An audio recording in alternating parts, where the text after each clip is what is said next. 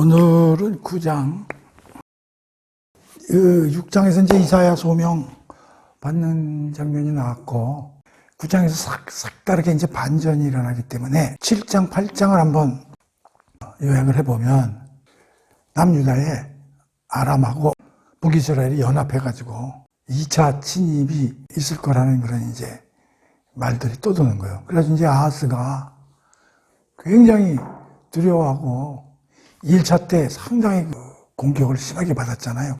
12만 명이 죽고 20만 명이 포로로 잡혀갔다 이제 돌아오긴 했지만, 그 아하스가 이제 노심초사하고 기온 골짜기에서 시온성으로 올라오는 그 물길, 그게 이제 적군의 손에 들어가면 큰일 나니까 그걸 이제 방비하기 위해서 이제 현장을 나가서 이제 지휘하고, 그럴 때 하나님이 이사야한테 가서 아하스 만나라 그래가지고, 걔가 지금 뭣도 모르고 저렇게 날뛰고 있는데 그 두 나라는 그 부치갱이에 불과하니까 걱정하지 말고 두려워하지 말라고 가서 얘기를 해라. 그러면서 스알랴스 그 아들 하나 있는 걸 데려가라, 이렇게 이제 한 거야. 그래서 이제 7장 8장에서 보면은 아하스가 굉장히 두려워하고 하나님을 의지하라고 그러는데도 불구하고 전혀 이제 귀에 안 들어오는 거지. 이사야가 내려가서 뭐라고 그러냐면, 야, 네가 그렇게 하나님 믿기가 어려우면 그 징조라도 한번 구해봐라. 징조라도. 그러면은 분명히 하나님이 어떤 징조를 주실 거야. 근데 이제 아하스가 거부하죠. 그러자 아하스가 징조를 거부했는데도 불구하고 하나님이 징조를 주시는 거예요. 세 번의 징조를 주신단 말이에요. 첫 번째는 남은 자가 돌아온다는 이름을 가진 스알랴스를 데려가서 아하스를 한번 돌이키도록 해봐라. 또 두 번째는 처녀의 아들이 임마누엘이라고 불릴 건데, 걔가 걸음마 할 때 그 두 나라는 심판받을 거야.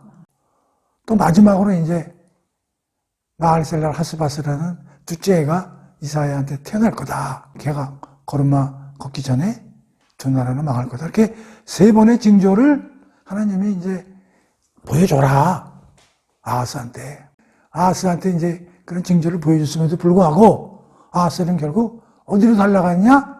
아수르한테 달려가가지고 살려주세요 하고 아수르한테 이제 붙는 그런 얘기가 이제 있었어요. 그래가지고 결국 징조를 받아들이지 않음에도 불구하고 아람하고 북이스라엘은 심판을 받게 되고, 그래서 이제 어떻게 보면 남유다로서는 안심이 됐지만, 그걸로 끝나는 게 아니지. 징조라는 거는 좋은 은혜적인 성격도 있지만 받아들이지 않았을 때는 그에 대한 대가도 치러야 된다는 거지.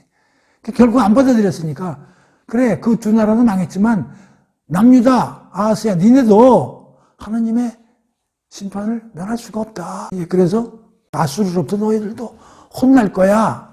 그러면서 뭐라고 그래요? 그러나 임마누엘, 나는 너와 함께하는 하나님이기 때문에 니들이 아주 몰살당하고 멸망당하는 것까지는 내가 또 보호해 주겠다. 이런 얘기를 이제 했죠.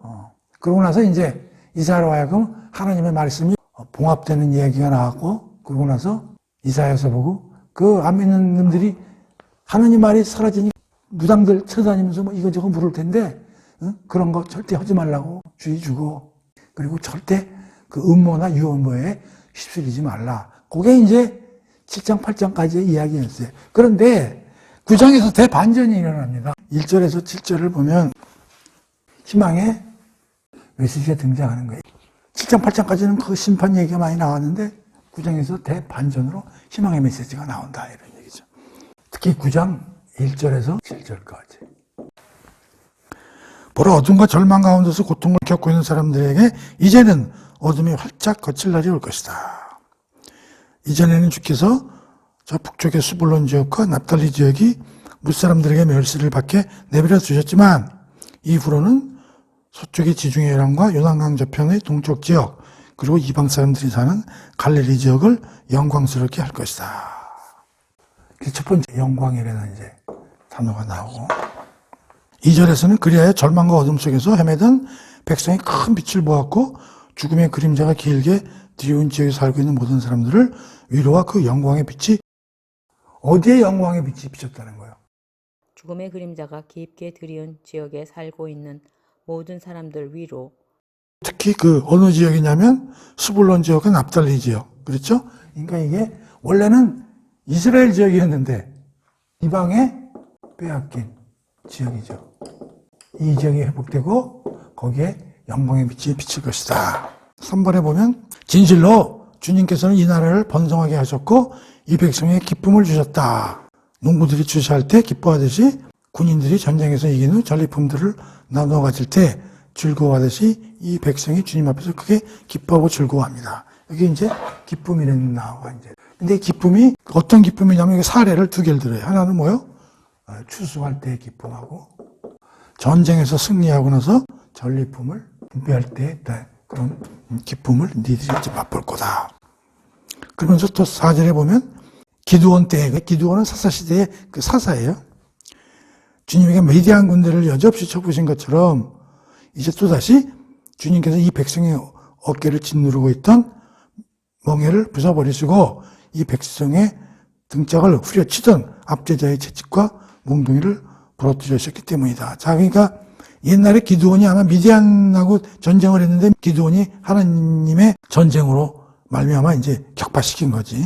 그래서 어떻게 된다고 이제 너희들을 공격하던 침입한 나라들로부터 너희들이 자유와 평화를 이제 획득하게 되는 거죠. 그래서 이 땅을 쿵쿵 씹어먹던 침착자들의 군화와 왕 백성들을 마구 죽였던 그들의 피를 묻은 군복이 모두 땔감이 돼가지고 모조리 불살라졌다는 건 어떤 뜻이요?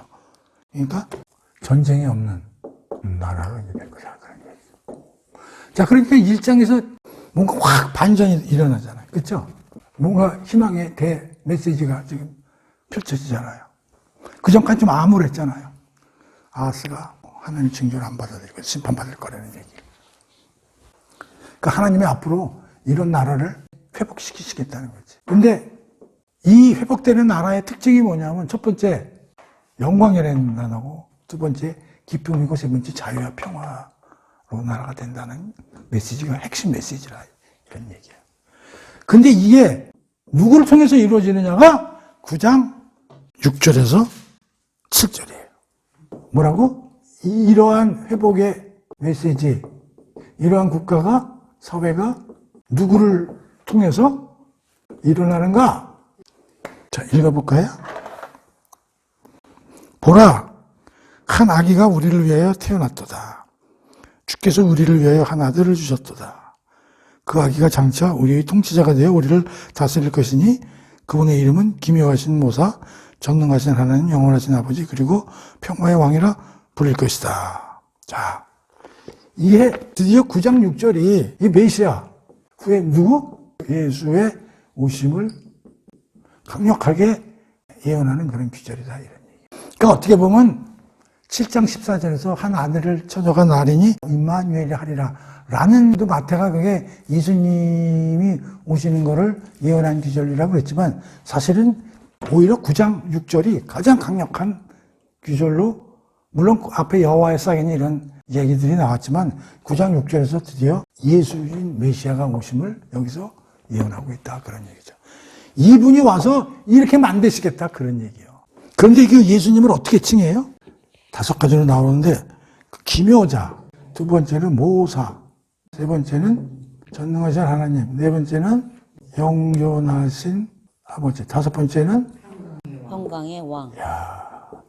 이게 예수님의 본질, 앞으로 올 그 메시아의 본질을 이렇게 설명하는 거죠. 그러니까 이사야서가 진짜 제5복음서라는 말이 맞는 거예요. 이게 구약의 복음서라는 말이 딱 맞는 거라고. 자, 그럼 이게 어떤 뜻인가 좀 살펴봅시다. 그래서 뭐 크게 어려운 해석은 아닌데 기묘자, 기묘한 건 뭐냐면 이 아기가, 이 메시아가 기묘하다는 얘기예요. 기묘하다는 얘기가 뭐예요? 원더풀, 영어로 하면. 그거 참 희한한 일이다. 그 참 놀라운 일이다. 그런 얘기야. 모사는 이게 지혜하고 관련이 되는 거잖아요. 전략가.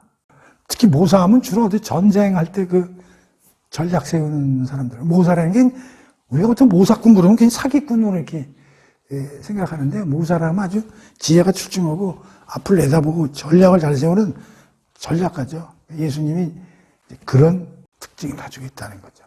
그다음에 전능하신 하나님. 이건 뭐 완전히 능력이죠. 요게 이제 사람들이 해석해요. 영존하신 아버지. 예수님은 하나님의 아들인데 왜 영존하신 아버지라고 그러면 어떡하냐. 그럼 예수님 뭐 하나님의 아들이라고 그러면서 영존하신 아버지라고 그러냐. 이 영존이라는 건 뭐예요? 영원히 존재하는. 영원히 존재하는 아버지는 사실 누구예요? 하나님이죠. 그런데 앞으로 올 그 아이가 누구하고 지금 동격으로 치는 거예요? 하나님. 그냥 하나님이라는 거예요. 지금 영존하신 아버지와 동격이다 이런 얘기죠. 또 한 가지는 이런 뜻이 있을 수 있지. 모든 사람들을, 그에게 오는 사람들을 아버지같이 보호하고 관리하고 품어주고 그런 뜻으로서의 아버지의 역할도 특징을 갖고 있다. 그런 뜻도 되고 하나님과 예수는 하나라는 사실을 여기서 우리가 알아볼 수 있고 평화의 왕은 그렇죠. 하나님 나라는 전쟁을 통해서 만드시는 게 아니라 평화로운 방법으로 이런 나라를 만드시겠다. 그래서 이 9장 1절에서 6절까지가 엄청나게 핵심이죠. 굉장히 이게 중요한 내용이죠. 아마 이사야서에서 지금까지 공부한 내용 중에 메시아 예수를 에 대한 그 예언 중에 아주 강력한 예언이고 그 분이 하실 일이 뭐라고? 어둠에 있는 사람들을 빛을 비추고 흑암에 있는 사람들이 빛이 되시고 그들을 통해 기쁨을 만들어주시고 자유와 평화를 얻게끔 해주시는 그분이다. 그런데 재미나는 게 이분을 어떻게 소개하냐면 이 5개 중에 한 아기와 한 아들. 아기하고 아들이라는 표현이 이렇게 나와요. 그러니까 이제 이 하나님이 이루시는 하나님 나라는 어느 날 갑자기 무슨 탱크가 멀고 그런 게 아니라 조그마한 예수가 아장아장 걷는 그런 뭐라 그래 아주 작은 데부터 쫙 일어날 거다 그런 얘기. 그래서 이 아기는 인성을 나타내. 아기 하면 사람으로 태어나시겠구나 이 사람이. 근데 여기 한 아들이라고 그러는데 근데 누구의 아들이요? 하나님의 아들. 그러니까 이건 뭘 뜻해? 이 신성을 뜻해. 그러니까 이 메시아를 어떻게 쓰냐면 한 인간의 몸에서 태어난 아기요. 또 영적인 왕은 하나님의 아들로서 이렇게 얘기를 한단 말이에요. 그러니까 이것도 참 재미나죠. 한 아기가 태어나고 한 아들을 주셨으니 이거는 인성, 이건 신성을 뜻한다.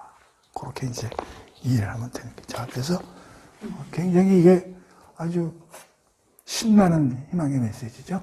왜 하나님이 이런 일을 하세요? 8장 8절과 10장에서 보여줬다고 했죠. 나는 임마누엘의 하나님이라. 굉장히 중요한 단어예요. 함께한다. 누가? 하나님이. 누구와? 우리 하나님을 믿는 사람들과 함께한다는 거예요. 이 함께한다는 말이 참. 근데 이게 8장 8절에서 10절에서 나왔잖아요. 근데 이 임마누엘이 누구냐면 바로 한 아기와 한 아들이다. 그런 얘기예요. 그러니까 내가 너와 함께한다는 거의 증표가 뭐예요? 한 아기와 한 아들이라고. 임마누엘. 그러니까 하나님은 임마누엘이라는 말을 한 건 뭐냐? 그 말이지만 그게 실제적으로는 뭘로 나타나냐? 한 아기와 한 아들로 태어난단 말이에요. 그러니까 예수 자체가 뭘 예언을 성취하는 거야? 임마누엘. 그러니까 예수는 임마누엘의 상징이요. 임마누엘 그 자체요. 하나님이 함께 하신다는 예언의 성취다 이런 얘기지. 예수가. 내가 너와 함께 하리라. 이걸 깊이 한번 묵상을 해야 돼요. 임마누엘이라는 거의 의미를. 굉장히 깊은 뜻을 갖고 있어요. 이게 어떤 뜻을 갖고 있냐면 지난 시간에도 좀 얘기를 했겠지만 하나님은 초자연적임을 소개하는 거예요. 나는 초자연적이다. 그런데도 불구하고 나는 내가 만든 자연세계 속에서 함께 하겠다. 이건 뭐야? 내재하겠다. 내재. 나는 초자연적인 존재일 뿐만 아니라 너희들과 함께하는 내재적인 존재로서 일을 하시겠다. 이거는 개입하시겠다는 거예요. 세상 속에. 그런데 이건 말이잖아요. 너와 함께하리다. 하나님은 말만 가지고 하는 게 이걸 실행에 옮기신다고. 하나님이 그럼 이걸 하기 위해서 어떻게? 직접 세상에 내려오셔서 함께하고 함께한다는 걸 니들이 보고 만지고 느끼게 하겠다는 거예요. 그럼 결국 뭐냐? 아들, 즉 아기가 세상에 내려오신 거죠. 이게 성육신이란 말이에요. 그러니까 예수라는 존재가 임마누엘을 성취하는 존재이며 또 함께 하시는 그 자체며 상징이며 이 안에 성취다 그런 얘기예요. 그러니까 이 임마누엘이 얼마나 어마어마한 뜻을 갖고 있느냐. 하나님은 함께하게 된 거를 실제 상황으로 보여줬다 이런 얘기죠. 그래서 어떤 학자들은 그러지. 예수가 오신 것은 하나님이 세상으로 인천 상륙작전이냐 노르만디 상륙작전을 하신 것처럼 세상에 하나님이 상륙하셨다. 그런 얘기예요. 직접 사람의 몸을 입고 상륙하셨다. 이 적들과 악이 팽배해 있는 이 세상에 해병대가 함포사역하고 상륙작전을 진격하신 것처럼 하나님이 이 세상에 상륙하셨다. 그게 뭐요? 임마누엘, 예수를 통해서 이렇게 하셨다. 그러니까 이 임마누엘이라는 말이 어마어마하게 깊은 뜻을 갖고 있다. 뭐 한마디로 해석할 수가 없는 굉장히 깊이 있는 의미를 가지고 있다. 그런 얘기죠. 그래서 이 임마누엘에 대한 구체적인 것을 8장 8절에서 10절에서 살며시 보여줬지만 이게 드디어 9장 1절에서 6절에서 드디어 구체적 메시지가 펼쳐진 거죠. 그래서 그는 한 아기요 한 아들이다. 인성과 신성을 가진 분이다. 두 번째는 그분은 기묘자다. 모사다. 전능하신 하나님이다. 영존하는 아버지다. 평화의 왕이다. 근데 그분이 와서 무슨 일을 하느냐? 영광의 빛을 비춰주셔서 모든 걸 영광의 빛으로 문드릴 것이다. 그리고 모든 사람들을 기쁨에 넘쳐흘리게 할 것이며 모든 억압 빠진 자들 자유를 주고 회복해서 평화의 나라로 모든 사회와 국가를 만드실 것이다. 라는 게 9장. 어떻게 보면 9장 1절에서 6절 하나만 가지고도 복음서가 그냥 만들어진 거라고 봐도 틀림없는 거예요. 굉장히 중요한 내용이죠. 그래서 9장 아주 대반전이 일어나는 거예요. 그 다음에 이제 7절 한번 보면 이것도 뭐 6절하고 다 하나님 나라, 예수님이 이루시려는 나라와 다 관련된 구절인데 그분께서 다스리실 때 그분의 왕권은 날로 더 커지고 그분의 나라는 언제까지나 평화로울 것이다. 평화의 왕이니까 평화로워지겠죠. 그분께서는 자기 조상 다윗의 보좌에 앉아서 이제부터 영원토록 공평과 정의로 개혁개정에 뭐라고 나와 있어요? 정의와 공의. 거기도 정의와 공의로 나와 있어요. 그분의 나라를 경광에 세우실 것이다. 정령 전능하신 만군의 주님께서 열심을 내셔서 이 일을 반드시 이루어질 것이다. 자, 7절에서는 공부할 게 한 2개 정도 되는데요. 자, 예수님이 만드시는 나라가 하나님의 나라죠. 평화의 왕국인데 어떻게 다스린대요? 공의와 정의죠. 이거 단어 어디서 배웠어요? 포도원의 노래에서 포도원의 열매가 뭐라 그랬어요? 공의와 정의라고 그랬잖아요. 공의와 정의가 열매가 맺혀야 되는데 피올린과 그 울부짖음으로 열매가 맺혔다고 우리 공부를 했잖아요. 포도원의 노래 그 5장을 다시 모르시는 분은 이제 그걸 들으시면 되고 공의와 정의. 이게 하나님 나라의 헌법이에요. 하나님 나라는 뭘로 다스려져요? 공의와 정의. 근데 그걸 지금은 공의와 정의를 잘 부르짖는 사람이 누구예요? 대통령 될 사람들 공약 이루어집니까? 그럼 이건 누구만이 이루어질 수 있는 거예요? 하나님. 인간이 이걸 부르짖는 건 어떻게 돼요? 이건 뭐예요? 사기꾼이죠? 그래서 나는 선거 공약에 공의로 안 믿어요. 내가 그래서 항상 얘기하잖아요. 어떤 놈을 믿냐? 인간들은 누굴 찍을까 굉장히 고민 많이 하는데 내가 항상 그러죠. 뭐라 그래요? 나는 누가 돼도 어차피 걸렸다. 누가 돼야 돼? 그럼 이걸 하려면. 하나님을 진정으로 누군지 알고 믿는 사람이 권력자의 지위에 앉으면 공의와 정의에 좀 한 걸음 좀 다가가겠지. 그러나 그렇지 않은 사람이 하면 전부 빈 공약이죠. 빈 공약은 다시 말하면 뭐예요? 사기꾼이죠. 다시 말하면 뭐예요? 국민들을 현혹하는 거죠. 그들이 얘기하는 공의와 정의 속엔 뭐가 듬뿍 들어가 있어요? 자기 사리, 사욕이 들어가 있죠. 집권당에 욕심이 들어가 있겠죠. 많은 국가와 민족을 위해서. 결국 뭐요? 국회의원 재선, 3선, 4선 되는 거죠. 그리고 계속 자기 당에서 대통령이 나와가지고 오랫동안 헤쳐먹는 거죠. 누굴 믿어요? 그렇게 인간이 공의와 정의의 실현이 하려면 뭐 성경에 왜 공의와 정의를 왜 이렇게 많이 쓰겠어? 안 되니까 이렇게 쓰는 것이지. 그러나 어떻든 공의와 정의는 하나님 나라의 헌법이다. 오케이? 그리고 또 하나는 재미난 단어가 하나 있는데 거기 7절 후반부에 자 하나님의 열심이라는 단어가 나오죠. 하나님은 전지전능한데도 열심히 일하셔요. 그래서 지금과 같은 메시아가 오고 하나님 나라, 즉 정의와 공의로 이루어지는 나라는 어떻게 일어나요? 하나님의 열심으로 일어나요. 하나님이 열심히 일하시기 때문에 100% 성취되는 거예요. 하나님이 특히 열심으로요. 전지전능한 분들 그렇게 열심히 일을 하시는데 우리 같은 인간이 참, 나도 참 열심하고는 좀 거리가 먼 사람인데 하나님 참 열심히 일하신단 말이야. 이 말이 참 와서 닿아요. 하나님의 열심. 내가 열심히 일하기 때문에 이런 일이 벌어진다. 틀림없을 거다. 이제 그렇게 얘기를 했습니다. 자, 그래서 9장 1절에서 7절까지가 대단히 중요한 회복의 메시지다. 어떻게 보면 8장까지 나오는 모든 말을 요 7기절 가지고 그냥 다 엎어버리시는 이제 그런 거죠. 8절 봅시다. 주께서 야곱의 후손인 이스라엘 백성의 심판의 말씀을 선포차.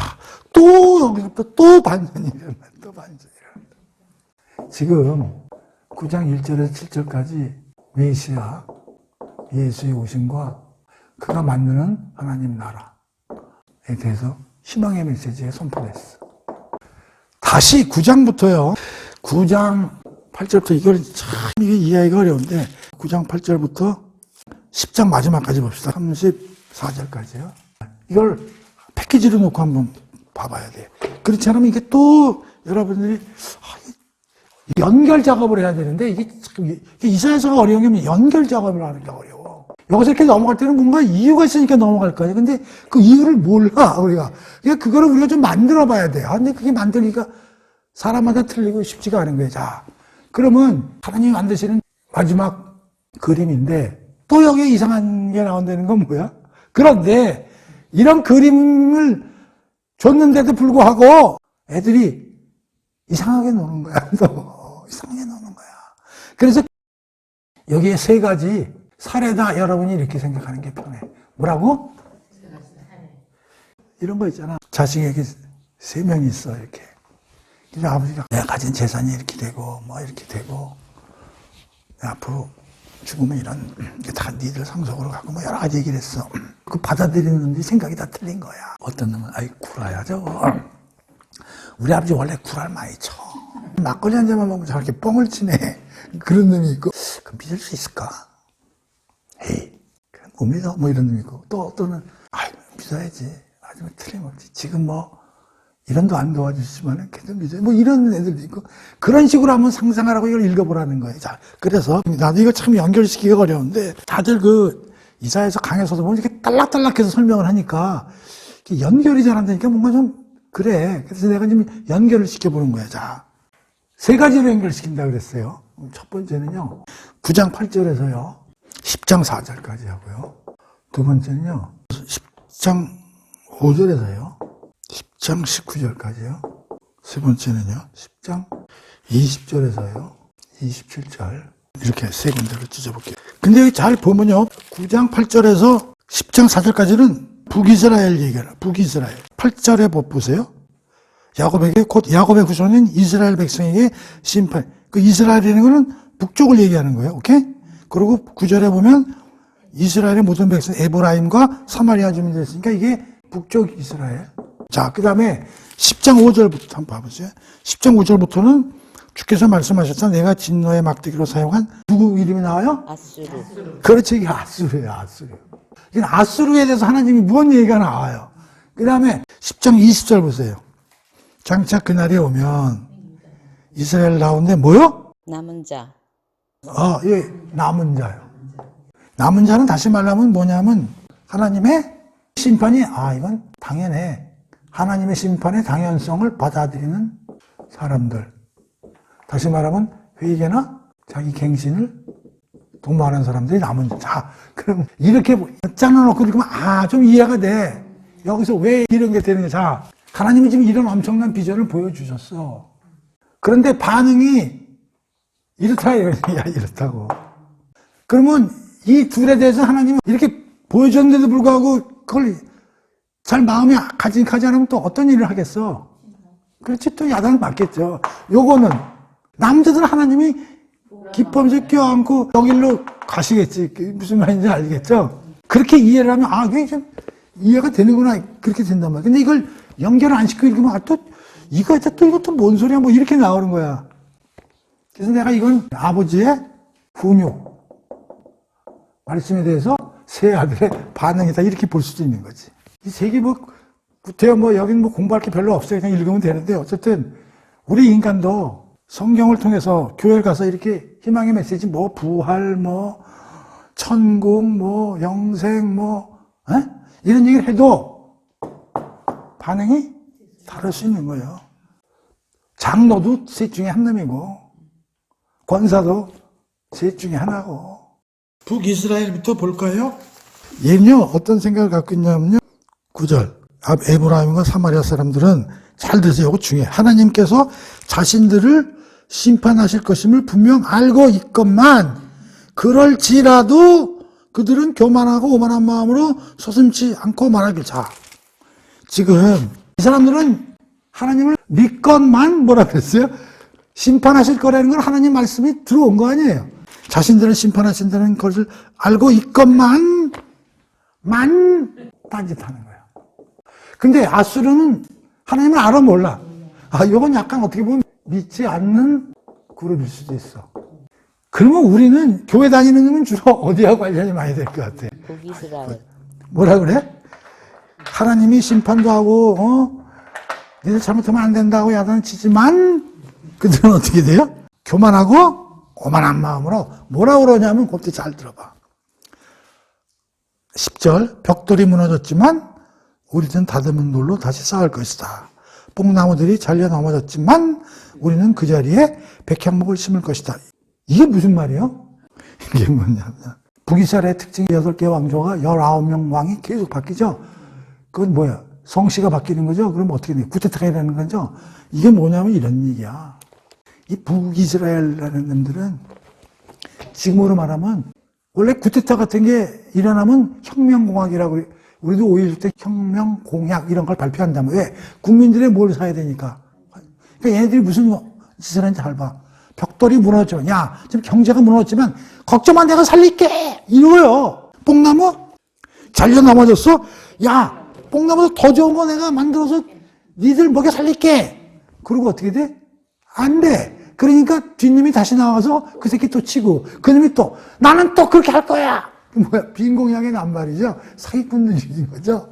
그러니까 이게 하나님을 의지하고 하나님 말대로 하는 게 아니라 뭔가 권력을 얻기 위해서 공갈을 친다는 게 누구한테? 국민들한테. 난 이걸 보면서 우리나라의 선거 때마다 공약 헛질하는 똑같으니까 이게 북이스라엘 하는 짓하고. 벽돌이 무너졌지만 경제 힘들어요? 내가 경제 살릴게요. 뽕나무가 잘려내렸어요. 아우, 난 더 좋은 나무 심어줄게요. 뭐 이런 거요. 이러고 앉아있다는 거요. 북이스라엘이. 그러니까 구테타가 이렇게 일어나는 거지. 그러나 그것은 어림없는 소리. 하나님은 이미 뻥치지 마, 이 새끼들아. 그게 구라치고 있어. 다 하신다는 거요. 왜 구라쳐, 너희들이. 그거죠. 그리하여, 그래서 어떻게 하시겠대요? 동쪽에서는 아람 군대가, 서쪽에서는 블레셋 군대가 쳐들어가서 크게 입을 벌려 이스라엘을 꿀꺽 삼켜버렸다. 그래도 주님의 분노는 풀리지 않으셨으니 그분께서 저들을 치시려고 여전히 손을 높이 들고 계시다. 지금부터 하나님이 손을 높이 들고 계셨다는 말이 많이 나와. 손을 높이 들고 있다. 하나님이 지금 회초리를 계속 들고 있는 거야. 근데 그 회초리 막대기를 누구로 쓰냐? 블레셋. 이방국들을 회초리를 써서 북이스라엘을 혼내겠다. 이런 얘기예요. 그래서 손을 딱 들고 계신 거예요. 회초리를. 누굴 시켜서 회초리질을 해? 옆에 나라 아람 군대나 블레셋 군대나 뭐 아수르나 이런 애들을 시켜서 회초리를 혼내시겠다. 그런 얘기예요. 요 새끼들아. 네? 거짓말만 시키고 말이지. 응? 그런 얘기가 쭉 쓰여 있는 거예요. 응? 그래가지고 12절에 중요한 게 여전히 하나님이 손을 높이 들고 계셨다. 그런 얘기예요. 그래서 쭉 거기서부터 쭉 읽어보면 전부 혼낸다는 얘기야. 쭉 해갖고 다 안 읽어봐도 돼. 이거 쉬워. 그리고 22절에 보면 또 므낫세 지파는 에브라임 지파를 잡아먹고 에브라임 지파는 그러니까 지들끼리 파벌이 일어나가지고 여당 야당 해가 지들끼리 뒤치기 맞고 난리치는 거야. 내부에서도 이러고 앉아있고 또 하나님은 손을 들고 외부 애들 데리다가 저 혼내고 지들 또 안에서 또 그 외부에서 오는 걸 합심해서 방어하고 그런 게 아니라 또 지들끼리 또 네가 잘나니 내가 잘나니 싸우고 앉아있고 그런 거지. 최근에 또 이슈는 그거대. 일본 문제의 징용 그거 문제 가지고 또 여당 뭐 친일이냐 아니냐고 또 엄청 싸우기. 그게 문화세, 이거 보면 그게 맞아. 문화세하고 지금 에브라임 지파가 서로 싸우는 거야. 지금 이걸 다시 말하면 국민의당하고 민주당이 지금 뭐 가지고 싸우는 거야? 일본 문제 그거 가지고 계속 싸우고 앉아있고. 그리고 지금 하나님은 손을 들고 지금 대한민국을 지금 북한을 데려서 때릴까? 지금 누굴 때릴까? 중국을 때릴까? 그래서 이제 이게 지금 국정 얘기를 하는 거예요. 근데 이게 하나님을 모르는 애들이 아니란 말이에요. 그래서 나는 이걸 오늘, 교회 다니는 우리 성도들이 대부분 이럴 거라고요. 그 다음에 10장 1절 한번 보세요. 10장 1절. 쭉 이스라엘에 관한 얘기죠. 10장 1절인데, 이게 굉장히 재밌는 말이에요. 불의한 법을 공포하고 악법을 제정하여 백성을 괴롭히고 탄압하는 자들아 너에게 재앙이 일 것이다. 너는 힘없고 가난한 자들의 권리를 짓밟아 그들의 재판을 멋대로 뭉개버리고 과업의 재산을 빼앗고 고의 물건을 약탈하였다. 자, 이게 뭐냐? 야, 이 새끼들이요. 사기를 치는데요. 국민을 데리고. 이제는 법까지도 악법으로 만든다는 거예요. 악법을 제정한다는 거예요. 다시 말하면 뭐냐면 그 시스템 자체를 악하게 만드는 거예요. 그러니까 있는 법을 가지고 헤쳐먹는 것도 나쁜데 아예 법을 바꾼다는. 그러니까 지금 얘네들은 내부에서 파벌 싸움하고 앉아있고 법을 어떻게 돼? 바꿔. 법을 바꿔가지고 국민들 고요를 빤다 이런 얘기지. 시스템까지 완전히 악한 시스템으로 바꿔버린다는 얘기지. 악법을 만드는 거 아니에요. 자, 아수르 10장 5절 하나님께서 말씀하시는 내가 진노의 막대기로 내가 막대기로 사용한 애들이라는 거야. 아수르 이 새끼들아. 너에게 재앙이 있을 것이다. 본래 아수르의 손에 쥐어진 몽둥이는 활활 타오르는 내가 지금 쟤네들을 갖다가 지금 징계하기 위해서 지금 니들이 사용당하고 있는 주제다. 그런 얘기죠. 6절 보면 나를 분노하게 만든 문민족들을 쳐서 그들의 재산을 약탈하여 누행물로 챙기고 그래서 길바닥의 지색처럼 짓밟아 버려라. 그런데 7절 보세요. 그 아수르 왕은 나의 명령에 따를 뜻이 전혀 없고 마음조차도 품지 않고 오직 닥치는 대로 수많은 민족들을 파괴하고 닥치는 대로 문나라들을 정복하여 온 세상을 뭐요? 제 마음대로 통치하는구나. 너희들이 좀 내가 쓰는 도구로서 일을 해야 되는데 지들 잘하는 맛은 그냥 날뛰고 쑥대밭을 만드는 거야. 지들은 그냥 신난 거야. 8절. 또 뭐라고 그러냐면 떠벌리기를 내 수하의 지휘관들은 모두 왕들이나 다름없다.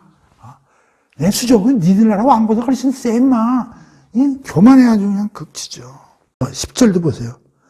내 손이 이미 수많은 우상들을 섬기는 민족들을 다 정복하였다.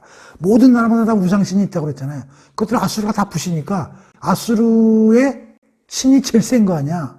그리고 아수르 왕은 자기가 그 신과 동일한 존재라고 생각하고 나서 뭐라고 그러냐면 예루살렘과 사마리아가 섬기는 우상들보다 훨씬 더 위대한 우상들을 섬기던 나라들을 전부 수없이 정복하였다. 여기 예루살렘과 사마리아가 섬기는 우상. 물론 사마리아는 다른 우상들도 나중에 섬겼지만은 그러다 예루살렘과 사마리아의 신은 누구야?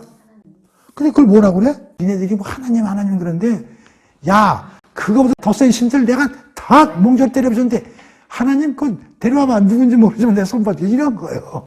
그래가지고 12절에 보면 이제는 내가 아수르 왕을 징벌하겠다. 하나님이 아수르 왕을 손보겠다는 거예요. 거드름 피우며 오만하고 아수르 왕의 교만과 눈에 뵈는 것이 없는 듯 모든 사람들을 깔보는 그의 거만한 눈을 어떻게 심판하겠다는 거죠. 이것도 읽어보면 어려운 거 없어요. 그래서 19절까지 보면은 특히 이 교만하고 지잘나면서 날뛰는 하늘 무서운 힘으로 날뛰는 애들. 그 안 믿는 애들이 그러면 하나님 웃기면서 하나님에서 밥 먹이느냐. 드디어 이제 마지막 그룹 한번 봅시다. 10장 20절. 장차 그날이 오면 항상 그날이 오면 잘 생각해야 돼요. 그날에 대해서 또 한번 설명하면 그날이 오면 우선 첫 번째 어떻게 생각하냐면 이렇게 생각하면 돼요. 현재와 가까운 미래. 오케이? 그 다음에 현재로부터 상당 기간 지난 미래. 세 번째 예수님의 초림. 네 번째는 예수님의 뭐야? 재림. 그거는 진짜 마지막. 네. 근데 아마 예수님 초림이 상당히 그날에는 많이 쓸 거예요, 초림들. 자, 남은 자들에 대해서 드디어 남은 자들은 어떤 사람들이냐? 하나님이 남겨놓은 사람들이죠, 물론. 그 남은 자들을 나라고 생각하지 말고 하나님의 주권적 은혜로 남겨놓은 사람. 즉, 그 사람들이 하나님의 은혜로 어떻게 되겠어? 자기 갱신도 하고 회개도 하고 그렇게 이제 되는 사람들이요. 이스라엘 가운데 남은 사람들과 야곱 집안의 생존자들이 이제는 더 이상 자신들을 쳤던 아시리아 왕을 의지하지 않고 오직 이스라엘의 거룩하신 주님을 의지할 것이다. 자, 여기 봐봐. 남은 자들의 특징이 뭐냐면 이제 아수르 왕이나 이런 걸 의지하지 않고 거룩하신 하나님을 의지할 것이라는 거잖아요. 그렇죠? 근데 그 의지하는 게 우리가 이제 신약 성경에서 배우지만 자기 뜻으로 하는 게 아니라 성령님의 은혜로 이렇게 되는 거예요. 그러나 어떻게 됐든 남은 자가 되려면 회개와 자기 갱신이 필요한 거예요. 근데 여기서는 앞으로 신약 시대는 그렇게 되지만 여기 당장 보면은 전쟁 가운데서도 살아난 사람들이 있고 또 아이고 그래 하나님 말씀이 우리가 안 들어서 이렇게 심판받고 이런 게 당연하지라고 심판의 당위성을 받아들이면서 탄식하는 사람들 그런 사람들도 여기 포함되는 거예요. 그날에 남은 사람들이 전부 돌아오리니 야곱의 자손 중에서 남은 자들이 강하신 하나님께로 모두 돌아오실 것이다. 그래가지고 나중에도 알지만 우리 바벨론에 갔다가 돌아온 사람들도 있고 그렇잖아요. 또 장기적으로 보면 예수님의 복음을 통해서 우리같이 교회에 들어온 사람들도 해당되는 거고 폭넓게 해석해야 됩니다. 이거는. 오 이스라엘이여 내 백성이 비록 바닷가와 모래가 같지만 않을지라도 그들 중에 오직 남은 자들만이 주께로 돌아올 것이다. 여기 오직 남은 자들만이라고 그랬죠. 그 까닭은 주님의 공의로운 판결에 따라 이스라엘의 파멸이 이미 결정되었기 때문이다. 그렇다. 전능하신 만군의 주께서는 이미 작정하신 대로 온 땅의 모든 나라들에 대하여 공의로운 심판을 반드시 집행하실 것이다. 그러므로 전능하신 만군의 주께서 말씀하신다. 시온에 사는 내 백성아 아시리아 사람들은 조금 더 두려워하지 말라. 이전에 이집트가 너희에게 그랬듯이 그들도 이집트 사람들 본마다 막대기를 들고서 너희를 때리고 몽둥이를 들고서 너희를 칠지라도 그들을 조금 더 두려워하지 말라. 머지않아 너희를 향해 꾸몄던 나의 진노가 모두 가라앉고 나면 그때는 나의 분노를 아수르 그들에게 향하여 마침내 그들을 전부 멸망시킬 것이다. 그렇다. 이쪽에 만능하신 만군의 주께서 오랫바위에서 미디안 군대를 치셨던 것처럼 채찍을 드셔서 아시리아 군대를 치실 것이고 또한 이쪽에 너희를 추격하던 이집트 군대를 바닷물에 몽땅 빠뜨려 죽었던 것처럼 이건 출애굽 얘기죠. 이제 주께서 몽둥이를 들어 아수르 군대를 칠 것이다. 이건 이미 성취되어 있죠. 아수르는 언제 망합니까? 그 힘좋던 아수르도 하나님이 손보시겠다 그래가지고 BC 612년에 바벨론에 멸망당합니다. 그럼 아까 북이스라엘 나왔잖아요. 북이스라엘은 누구한테 망해요? 아수르한테 망하죠. 언제? 722년에요. 다 성취되죠. 자, 그 다음에 28절부터 마지막은 그냥 읽어보면 돼요. 아수르 군대를 이제 하나님이 혼내시는 얘기인데요. 32절. 아수르 군대는 늪까지 들어와서 거기서 쉬면서 전열을 가다듬고 아수리아 왕은 높은 곳에서 우뚝 서서 저 멀리 시온의 산 예루살렘 도성을 향해 주먹을 힘껏 휘두른다. 그러나 보라 전능하신 만군의 주께서 숲속의 나무까지 치시듯 무시무시한 힘으로 무섭게 아수리아 군대를 치시니 높이 솟은 우람한 나무들이 지켜 넘어가듯 키 큰 장대의 나무들이 베어지듯 아수르 군대가 우르르 무너져 내리는구나. 빽빽한 숲속의 나무들을 날선 예리한 도끼로 힘있게 찍어대니 울창하던 레바논 산림이 전능하신 만군의 주 앞에 힘없이 쓰러지고 마는구나. 자, 여기까지 10장 끝까지인데요. 그래서 9장, 10장의 결론은 1. 희망의 메시지, 선포죠. 여긴 메시아 왕국, 하나님 나라, 그 다음에 예수의 오심. 예수의 오심은 5가지 본질을 갖고 계신 기묘자, 모사, 전능하신 하나님, 영전하신 아버지, 평화의 왕. 그래서 그가 와가지고 영광의 빛으로 나타내며 기쁨, 자유와 평화를 주신 거다. 그런데 이런 메시지 하에서 반응이 북이스라엘. 하나님을 믿지만 어긴다. 아수르, 교만의 날티다. 다 작살나. 그래서 마이너스 720년에 망하고 마이너스 612년에 망해. 그리고 남은 자는 하나님이 돌아오고 부활해서 다 앞으로 이쪽으로 데려가겠다. 그게 9장, 10장의 메시지. 그래서 오늘은 여기까지 하고요. 다음 시간에 11장, 12장 하겠습니다.